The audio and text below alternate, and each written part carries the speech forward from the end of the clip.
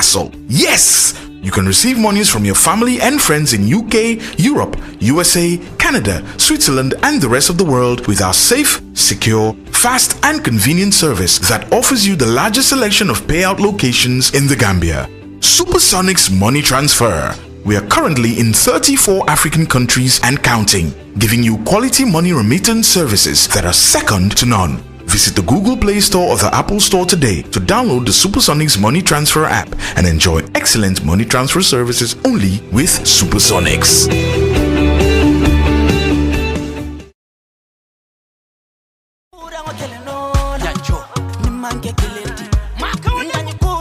Millions of people around the world don't get this vaccine here. Coronavirus not something we do. It not sabi race, it not sabi gender, it not sabi tribe. It don't kill thousands of Africans around the world because it not been get cure. But the good news now, it don't get vaccine. Coronavirus not all man in business. So tell you people that where you like. On a member say, we all not safe till we all not safe.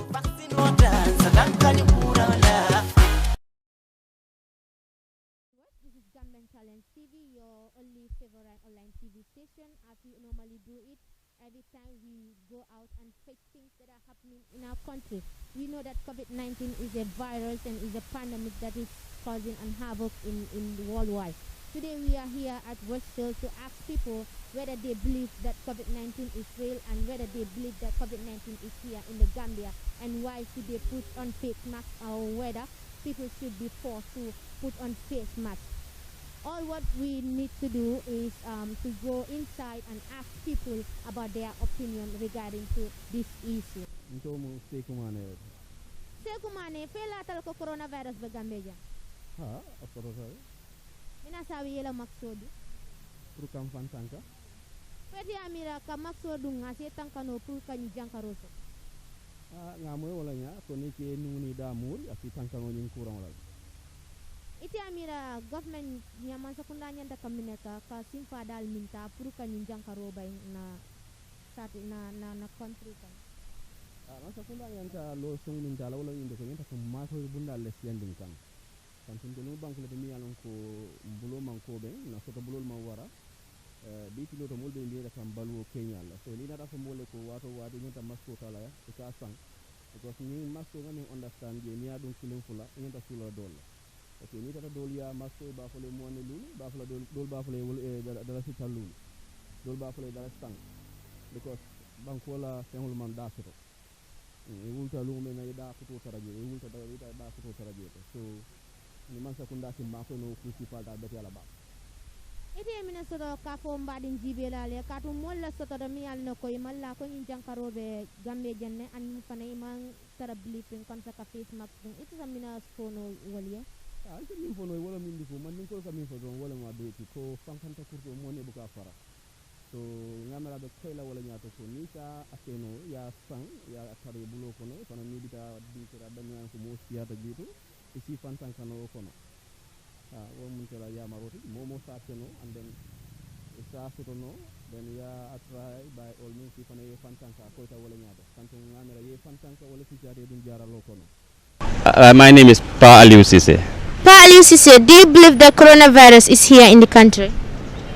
Yes, I believe it is here because I am resident outside. I live in Europe. I just come for holidays.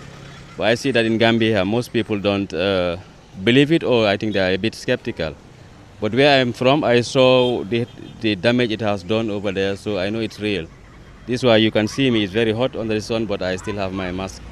I have my hand sanitizer in my pocket, and then I have, even though I'm fully vaccinated, but still now I have to follow the WHO guidelines and the Ministry of Health, because I know it's something real. Yeah, but here in the Gambia, people are a bit, I don't know.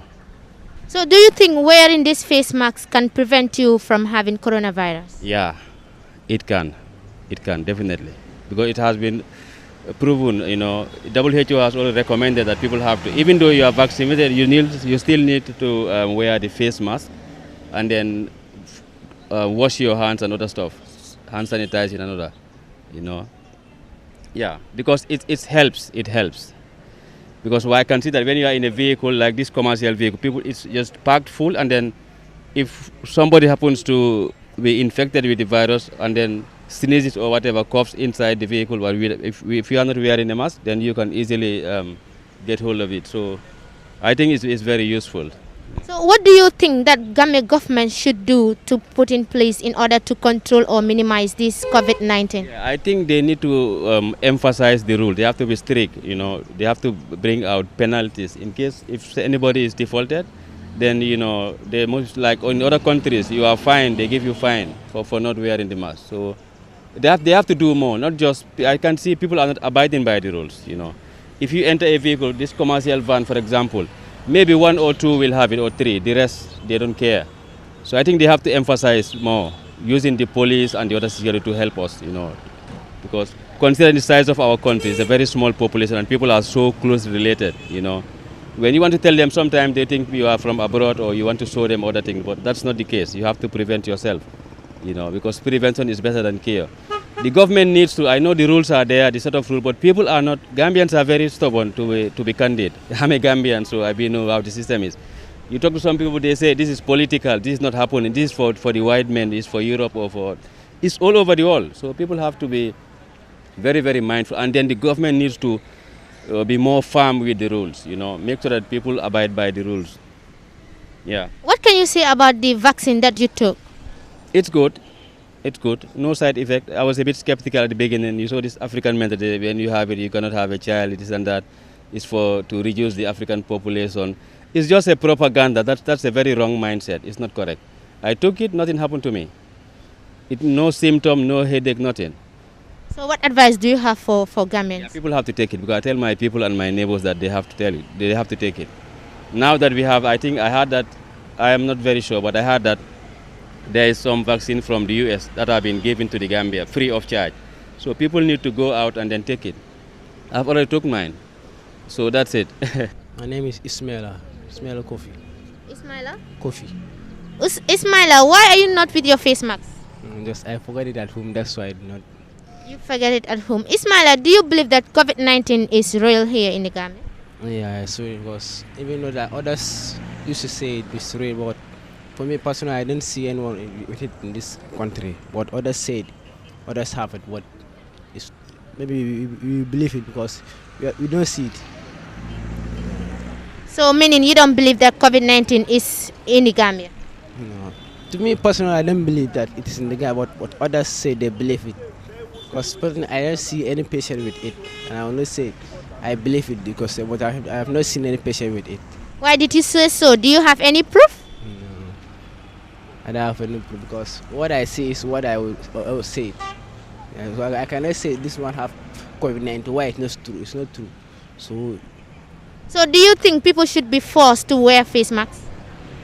No, face mask just like it's a public distance for protection, for sniffing, coughing, and others, and even protection of this one. What do you think that Gambia government should do to put in place in order to control or minimize this pandemic? What I would say is the Gambia government should let the people know that face mask is not for force. If you just put it on for protection, not to say it by force, put it on. Others can put on face mask, they will even have COVID-19. Others will not even put on it, they will not have it. So it's not the same. So you don't believe that using this face mask can prevent you from getting coronavirus? No. I believe, or sometimes I believe that it can protect people. But others too, when they wear the face mask, you don't know whether they are having COVID-19 or not. They can even attract you with it, so you don't even know. Man Papa Aliou Niang. Papa Aliou Niang ndax gëm nga ne jàngoro corona bi mu ngi ci biir dëkk bi? Waaw mbaa loolu am na ko gëmut yee dama yaakaar ne ku ko gëmut nekkuloo nit corona kay li muy des ñun ñëpp ñoo ko bokk gisandoo àddina bi yëpp la tasaaroo te xam nañ ne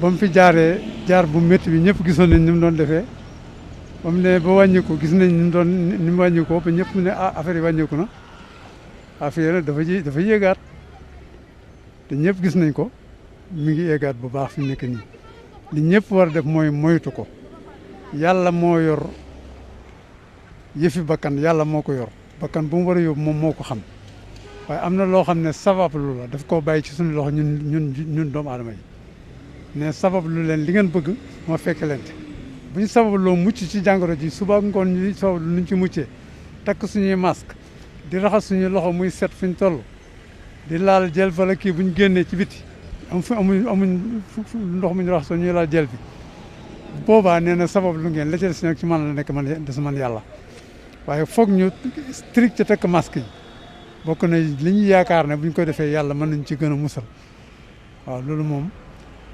laal na naa xar ma wax la ko ci daal.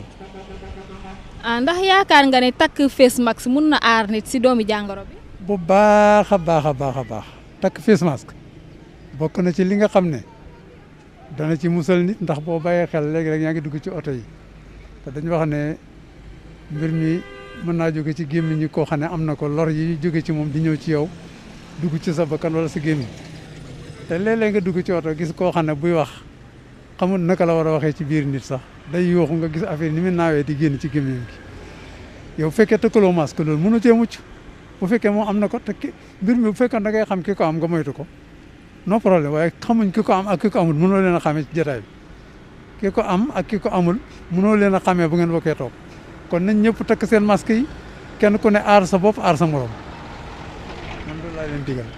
lan nga yaakaar ni loolu la nguur gi war a def pour wàññi jàngoro bi ci askan gi. man de li ma yaakaar ne nguur gi moom war na cee dugal loxo mooy mu fexe ba def masque yi mu nekk loi nit ñi di takk masque par force ku tëkkut masque boo duggee ci oto ñu gis la wàcce la bu dee chauffeur bi la ñu gaare oto bi comprendre nga bu ñu ko defee ñëpp xam ne ku bu tëkkut moo tëkkut masque du ma dox sama soxla du ma def dara foog naa ñëpp dañ tëkk masque man daal masque bi respect naa ko trop te moom laay di gën a dénkaane ñu respect ko. I am Rami Mboke. What? Rami Mboke. Rami Mboke, why are you with your face mask? To prevent myself from corona. Do you believe that COVID-19 is real and is here in the Gambia? Sure, I do. Why? Because it is made clear to us on TV by our Minister of Health that it is here, and with things that are going around the world, it is killing people. We have seen those physical signs that people are dying out of corona. So obviously I have to believe that corona is existing. Do you think wearing face masks can prevent you from having coronavirus? Very well, because if you look at coronavirus, it can be transmitted to one person from one person to another through coughing and the like. If an infected person cough directly to somebody who is not infected, that person can be infected. So therefore wearing your face mask can at least block that saliva that is coming out from your mouth towards somebody who is not infected with coronavirus. So it is very important to wear the face masks. What do you think that Gambia government can do to prevent or minimize this pandemic? I think they have to reinforce their laws towards coronavirus, because if you look at, many people are ignorant of it. People are moving around without wearing face masks, and others are still engaged in this social gathering and the like. So they have to reinforce the rules, so that people can adhere to the rules and regulations of COVID-19 by doing what? Wearing their face masks, also observing social distance, avoiding crowded environment or crowded places. So the government have to try and reinforce their laws of COVID-19. Keba Mbai. Keba na jam finti ta jange je fana ni la face mask fete yayi lata ko corona baba nyimban ko kanya. Lata wala la. Ngale iko ilata ko corona baja.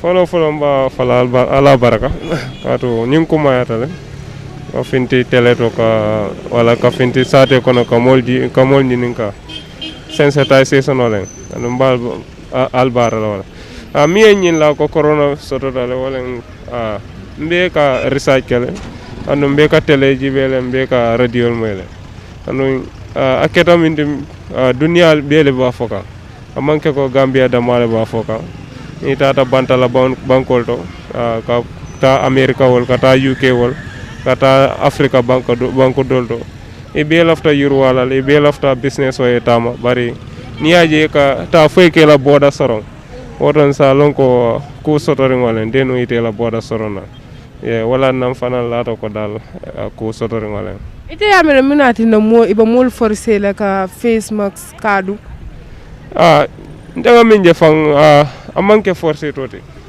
ebe mol le mako kandro kato naketa ko face mask mo kuleti mi anko ni adung ase tankandino nyin kuran sotola woto betiata le yadung kato abe tankala le so musurwal te anu surwal ka fo fagaru mo ken faju so fe naketa abe wala nyama ni ko e face mask dung amanke ko hanni me force fang ite nyanta dunna le ite fangola tanko kama ndanga yo le nyama maje ko fang mo nyanta mor force la le ka fo ko al face du max do nalma do be nyin lalal kana wala tay hada ma di nyanta lo nal min nyanta la min sa min betiato ato asake sa ite amina man sakunda sa mina keno kaje ko nyin corona e talani banko ka mo sensitization o se kenole bari ibe kata dawo ke kanne ibe vaccine di kanne ibe sensitization o ke kan bari ndefe dal sensitization o ni wala man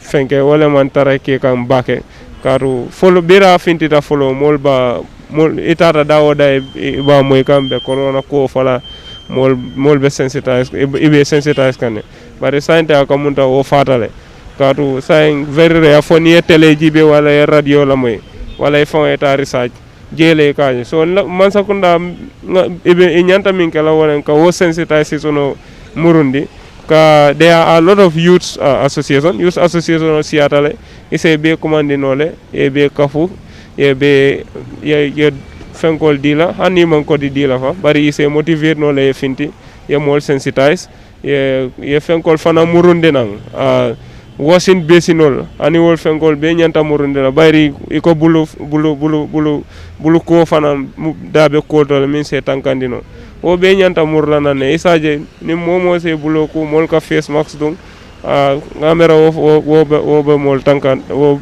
abe tanko nyin la falal ande be corona fana fenkala apare da fana maybe ila quarantine center sol ye improvement o ke je dron because mo jamal be complain kan ne fana ko spending all siata jele ani wo fenkol hani bi dron ngalo be kata dawo ke kan bari sa lafa ise isaje ise sponsor nyini mi yan ko maybe ni mol quarantine ila spending ni te siala katu mo jamal be je ni aje ko bori fana ika spending nyine calculate ani dimba ya soto inata si jana fana ika spending fana jama ka kekulet mi anko ase mo borondi nola anu nim mo borita corona babulo akala fa sa ite samu yamara fono mo le milialo ne ko ikatara tama kan banko kan ibuka max ke ikatara tama kan freely ambe yamaro min dile la dro wolen ko e nyilla ko asototale ku sotori ngolen amanke ko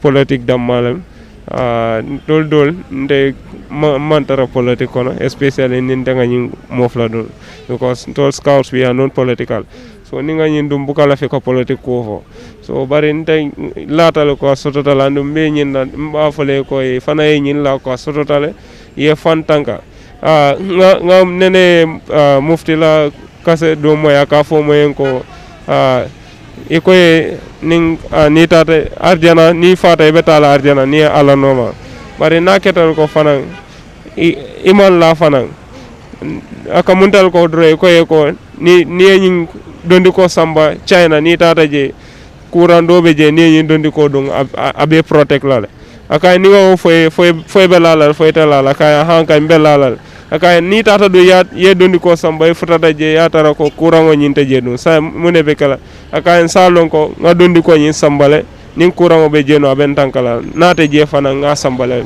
hani kabi so on tol fanan se wo yamaro tane dro nin hani kabi ni man la ko sototale bari se maxo dunno dro na sotota ayen tanka na mon soto fana nga dunne dro max dungo wote wo bukamo tala fenna kay ke tanka do hanna me tanka corona la se tanka ndi kudo la kato dosol be fenkol kankol ka fly la ni kankol ni ku jamal le kana ma ke corona da mat fresco tuberculosis fen jamal le be e akono so max dungo wo se tanka ndino abela la manke corona da mat so it's important that mbe yamare la ya max dungo ya max do. My name is Fanta Sise. I'm Fantasy said, do you believe that coronavirus is here in the Gambia? Yes, I do believe coronavirus is here in the Gambia. Why do you say that you believe coronavirus is here in the Gambia? Because there have been updates and news about it everywhere. Yeah. Why do you think people should be forced to wear a face mask? Well, I don't believe people should be forced to wear a face mask, because when it comes to your own health, I think we should be very careful, and then we should consider these things, and we protect other people also. Yeah. Do you think wearing a face mask will prevent people from coronavirus? Wearing a face mask might not necessarily prevent us from from having COVID-19, but at least it can reduce and bit down the amount when interacting with people, especially in the Serekunda, around congested places like Westfield, anywhere congested. You know, people coughing and sneezing everywhere in the vehicle, commercial transportations. Yeah. So, what do you think government can do to minimize the pandemic corona in the country? Well, I think they should provide sanitizers and face masks to people, local people, especially those who cannot afford it. And you know, there are beggars everywhere when you come to Serekunda, and especially Westfield here. Okay, so what is your advice to the public? Well, my advice is you should just wear your face mask because it's for your own good. Yeah.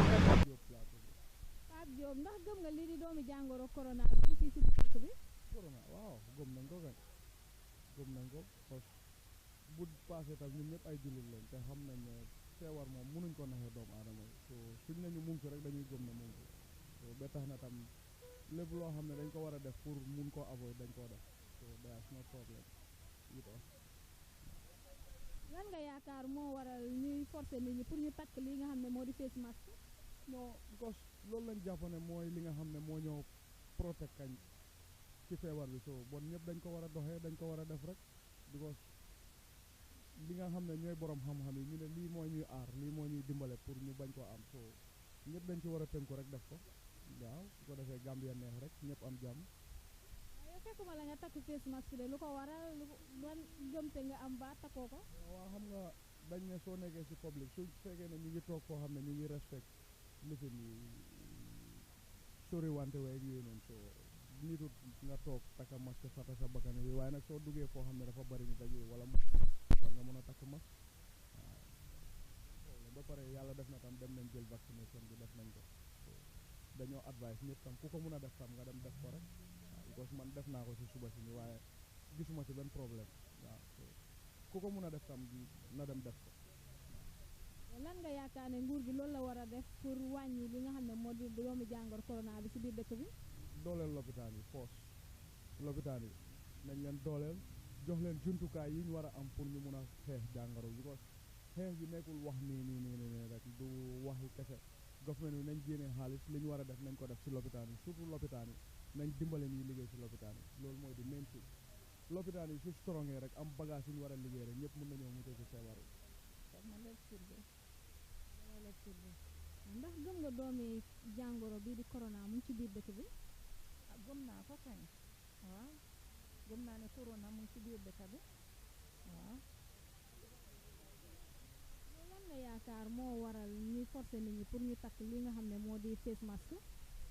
pour ku ci nekk rek am sa wér gu yaram am sa boppa jot sa boppa ndaxte soo gisee fagaru moo gën faju ñu ne xoobeeku saba nga lakkale wutee nit ki loo mun di def rek amu wér gu yaram dara daaxu ko suñ ne comme que lii péngu bi dafa génn vaccine bi pour nit ñi jël ko pour corona bi xam nga ne bu baaxutoon xëy na duñ ko isi fii ba nit ñi di ko jël léegi li ma digtal askan bi rek mooy ñu jël ko fagaru seen bopp ak yàlla ñu am seen wér gu yaram waaw.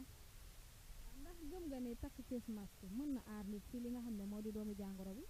boo ko jël yëpp jël vaccine bi ak sa face mask saa yoo génnee boo ñëwee raxasu ba set waaw defar sa bopp ba mu set loolu soo ko defee incha allahu rabbi di nga ci mucca. te lan nga yaakaar ne nguur gi loolu la war a mën a def pour wàññi li nga xam ne moo di doomu jàngoro bi ci biir dëkk bi? xanaa ñu dimbale ñu rek ci comme ci mooy lifin bi nii comme péngu yee yii nii dimbale ñu ci bu baax a baax a baax a baax su ko defee lopitaan itam mën a am garab su ko defee nga xam ne set bi tam ñun itam dina mën a bàyyi seen xel tam xam nga wér gu yaram tam bu la nguur gi tam di dimbale tam nga set ci sa kër tam xam nga loolu dara daaxu ko moom la. My name is Ramatullah MCK. Ramatullah, why are you here? Today we are here to conduct vaccination service for COVID-19. Okay, you give vaccine. Yeah, we are vaccinating against COVID-19. Which position do you hold right now here? Yeah, I'm a public health officer at Serakunda Health Center under the Ministry of Health. So, Ramatullah, do you think people taking this vaccine can prevent them from getting coronavirus? Of course, for now, worldwide, it is ruled that vaccination is the only way to prevent yourself from COVID-19. So obviously, that's a yes. Vaccination is the way to prevent COVID-19 for now. So how is the turnout? The turnout is going fine for now. People are showing up for their vaccination. I know the information is not that great, much heard by people, but those who are aware of the information that there is vaccination service going on, they are coming for their vaccines, and the turnout is good for now. Yeah. What are some of the details you request before giving them vaccine? Basically, these are just normal details. I mean, it is convenient if you come with your national ID, but if the national ID is not available, we ask you to come with your either a birth certificate or any national documentation that you may have with you, you can submit. But in case all those documentations are not available, if you can provide us with some of the information that we need verbally, that is your date of birth and some of the biographic information, then that's fine. We can still register you and you get your vaccination. Will this place will be the only place that you're going to conduct this process, or you will go beyond this place? Yeah, it's a campaign for now. Our base is at Serakunda Minor Health Center, the one at the market. We are on a campaign on this week. That's why we are even here. So we normally rotate, like the next 7 days we'll be rotating from one place to another. But hopefully, because yesterday we were here, today we are here, but hopefully maybe tomorrow too we'll be here. Then the following days we'll be rotating to other venues. Okay, comme ni ngeen ko gisee dañ génnoon fi nga xam ne moo di Westfield waxtaan ak askan bi li jëm ci wàllum jàngoro bi nga xam ne moo di corona ndax askan bi dañ ko gëm wala gëmuñ ko waaye ñoo ko gisandoo nag ñoo ko déggandoo itam ñi nañ ne gëm nañ ne corona am na looloo waral ñu ngi takk seeni face mask di def seeni péngi waaye ñi ci des nag dañu ne ñoom gëmuñ yi fi corona daal yi fi politique kese la ñu am fi comme ni ngeen ko gisee dañ génnoon fi nga xam ne moo di Westfield waxtaan ak askan bi li jëm ci wàllum jàngoro bi nga xam ne moo di corona ndax askan bi dañ ko gëm wala gëmuñ ko waaye ñoo ko gisandoo nag ñoo ko déggandoo itam ñi nañ ne gëm nañ ne corona am na looloo waral ñu ngi takk seeni face mask di def seeni péngi waaye ñi ci des nag dañu ne ñoom gëmuñ yi fi corona daal yi fi politique kese la ñu ama àndoon ci nag ak sama naataango yi nga xam ne moo di Fatou Camara ak Awa Thiam ak suñu caméraman bii di Seeku Sadio di ngeen ci bëggee am lu leen leer ngeen topp ñu ci Gambia Talents TV Facebook Instagram wala Twitter.